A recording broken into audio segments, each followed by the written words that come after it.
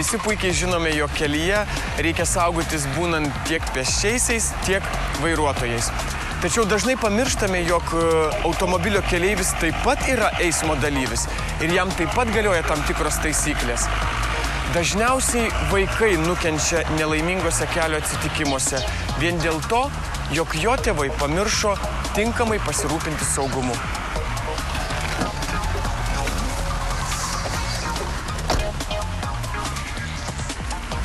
Net ir važiuodami trumpą atstumą, jokių būdų neignoruokite saugumo taisyklių, tokių kaip diržai. Nes tada vaikas supras neteisingą informaciją ir tiesiog diržų nesiseks.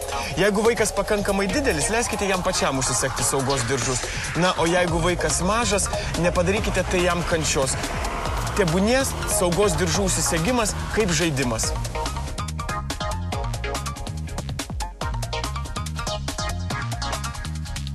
Pagrindinė saugos priemonė yra saugos diržai. Tačiau vaikai nelabai jas mėgsta. Tai jiems varžo judesius, tai trukdo pasiekti tai, ką jie nori. Todėl neretai vaikai į diržus žiūri kaip į tam tikrą bausmę.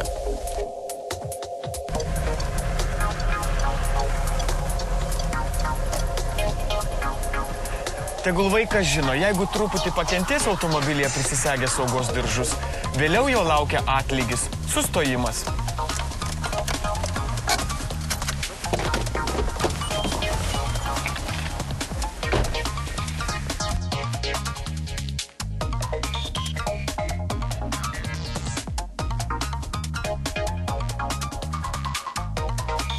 Tačiau venkite tokių žaidimų, kuriuose vaikas negalėtų žiūrėti pro automobilio langą. Taip jam gali pasidaryti bloga ir kelionė taps nemaloni. Laikykite saugaus greičio, nestabdykite staigiai, važiuokite lygiai. Tada vaikui tikrai kelionė bus jauki ir normali. Dar vienas patarimas. Jokių būdų nerūkykite automobilyje, kuriame yra jūsų vaikas. O geriausia būtų išvis nerūkyti automobilyje, kurio vežiojate savo vaikus.